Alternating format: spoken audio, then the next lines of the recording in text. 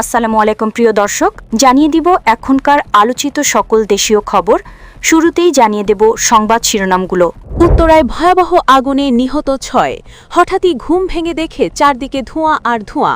রাজধানীতে গ্যাস সংকট সমাধানের দাবিতে জামায়াতের মানববন্ধন।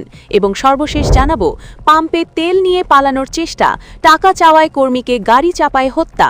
প্রিয় দর্শক, এতক্ষণ দেখছিলেন সংবাদ শিরোনামগুলো, এখন জানাবো বিস্তারিত খবর।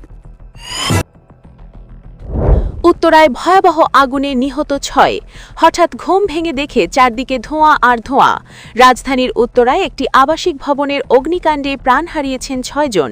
এতে আরও বেশ কয়েকজন আহত হয়েছেন।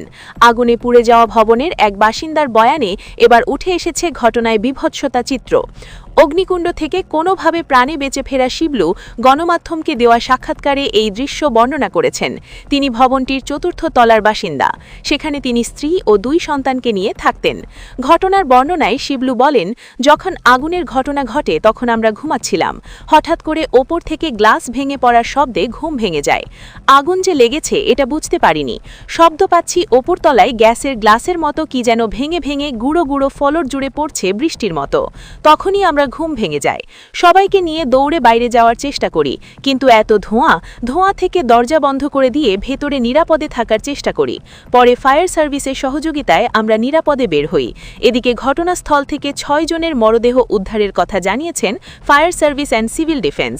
ফায়ার সার্ভিসের জনসংযোগ শাখার কর্মকর্তা তালহা বিন জসিম সকালে জানিয়েছেন, উত্তরার ১১ নম্বর সেক্টরের ১৮ নম্বর সড়কের বাড়িটিতে আগুন লাগার ঘটনা ঘটে। দ্বিতীয় তলায় আগুন লেগেছিল। ধোঁয়ায় অসুস্থ হয়ে পড়া ৩ জনকে কুয়েত মৈত্রী হাসপাতালে পাঠানো হয়েছে। সর্বশেষ সকাল ১০টার দিকে আগুন পুরোপুরি নিভানো হয়েছে বলে জানায় ফায়ার সার্ভিসের পক্ষ থেকে জানানো হয়েছে। এর আগে সকাল ৭টা ৫০ উত্তরার ১১ নম্বর সেক্টরে ওই ৬ তলা ভবনের দ্বিতীয় তলায় আগুন লাগার খবর পান তারা।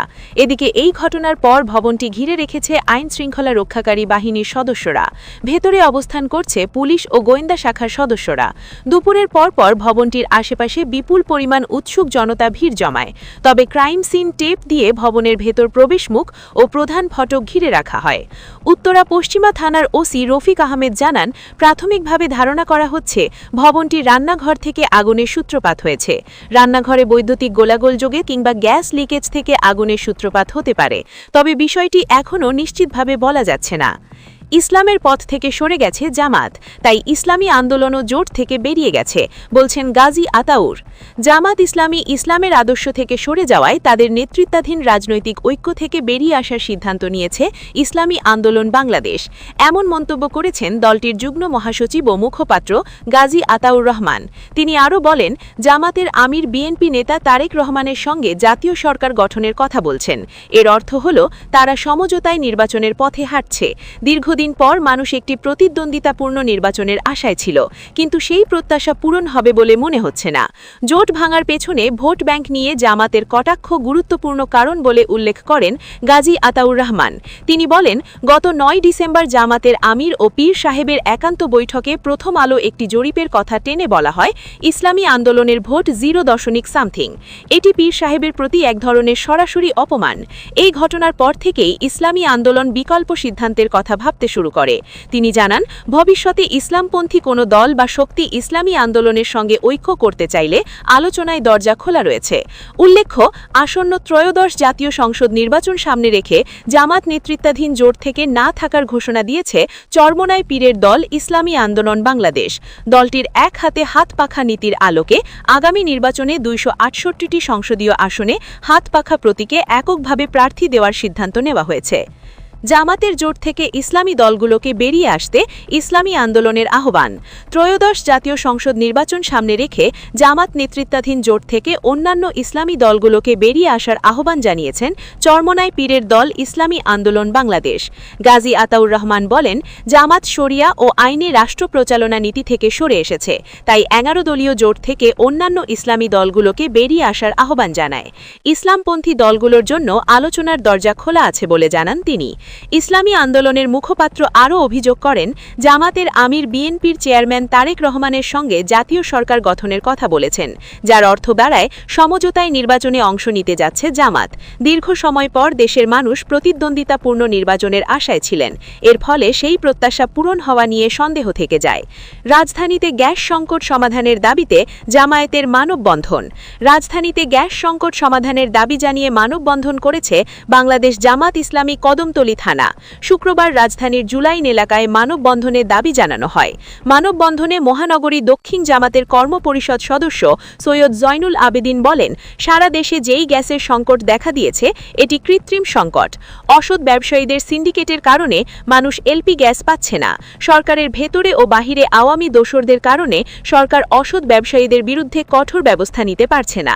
তিনি আরও বলেন, ২৪-এর ৫ই অগস্ট পরবর্তী জামাত ইসলামী আন্দোলনকালীন সরকারকে বারবার সতর্ক করেছে এবং অনুরোধ জানিয়েছেন সরকারের ভেতরে এবং বাহিরে থাকা আওয়ামী দোসরদের চিহ্নিত করে আইনের আওতায় আনতে, কিন্তু সরকার সেটি করতে পারেনি।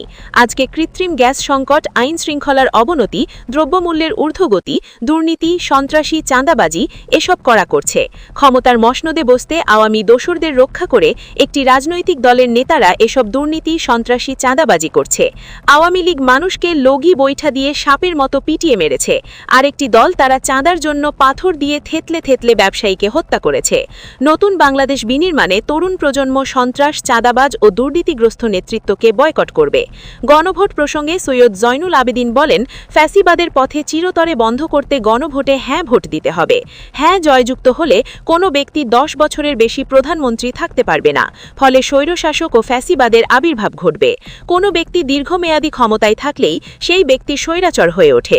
২৪-এর গণহত্যা সহ আওয়ামী লীগের শাসন আমলে প্রতিটি হত্যাকাণ্ড, গুম খুনের বিচার নিশ্চিতের মাধ্যমে বাংলাদেশের ন্যায় বিচার প্রতিষ্ঠা করতে এবং বিচার বিভাগের সরকারের হস্তক্ষেপ বন্ধ করতে পাম্পে তেল নিয়ে পালানোর চেষ্টা, টাকা চাওয়ায় কর্মীকে গাড়ি চাপায় হত্যা। রাজবাড়ী সদর উপজেলার গোয়ালন্দ মোড়ে সাবেক জেলা যুবদল সভাপতি আবুল হাশেম সুজনের প্রাইভেট কারে চাপায় রিপন সাহা নামে একটি পেট্রোল পাম্পের মিটারম্যান নিহত হয়েছেন। শুক্রবার ভোর 4:30টার দিকে রাজবাড়ীর গোয়ালন্দ মোড়ে অবস্থিত মেসার্স করিম ফিলিং স্টেশন থেকে রাজবাড়ী জেলা যুবদলের সাবেক সভাপতি আবুল হাশেম সুজনের নম্বরে একটি প্রাইভেট কারে তেল নিয়ে মূল্য পরিশোধ না করে দ্রুত গাড়ি চালিয়ে চলে যাওয়ার চেষ্টা করেন। এ সময় মিটারম্যান টাকা আদায়ের উদ্দেশ্যে গাড়ির সঙ্গে দৌড়ে গিয়ে গাড়ির সামনে দাঁড়ালে চালক মিটারম্যান রিপন সাহাকে গাড়ি চাপা দিয়ে পালিয়ে যান। এতে রিপন ঘটনাস্থলে মৃত্যুবরণ করেন। ওই গাড়িতে জেলা যুবদলের সাবেক সভাপতি আবুল হাশেম সুজন বসা ছিলেন। এ ঘটনায় আবুল হাশেম সুজনকে আটক করেছে রাজবাড়ী থানা পুলিশ। এ সংক্রান্ত 6 মিনিট 4 সেকেন্ডের একটি ভিডিও ফুটেজে প্রতিবেদকের হাতে এসেছে। ভিডিও ফুটেজে দেখা যায় জেলা যুবদলের সাবেক সভাপতি আবুল হাশেম সুজনের ব্যক্তিগত প্রাইভেট কার মেসার্স করিম ফিলিং স্টেশন থেকে তেল নেয়। এরপর সুজন নিজে একটি কাগজে কিছু লিখে সেটা পাম্পের মিটারম্যানকে দেখায়। এর কিছুক্ষণ পর সুজন তার গাড়িতে উঠে যায়। পরে গাড়ির ভেতরে থাকা চালক গাড়ি টান দিলে মিটারম্যান রিপন ওই গাড়ির সঙ্গে দৌড়াতে শুরু করে। গাড়িটিকে আটকানোর চেষ্টা করলে এক পর্যায়ে রিপন ওই গাড়ির নিচে চাপা পড়ে। প্রিয় দর্শক, এই ছিল এখনকার গুরুত্বপূর্ণ নিউজ। আরও গুরুত্বপূর্ণ নিউজ নিয়ে ফিরছি কিছুক্ষণের মধ্যে। নিউজগুলো সবার আগে দেখার জন্য এই চ্যানেলটি সাবস্ক্রাইব করে আমাদের সাথে থাকুন। ধন্যবাদ।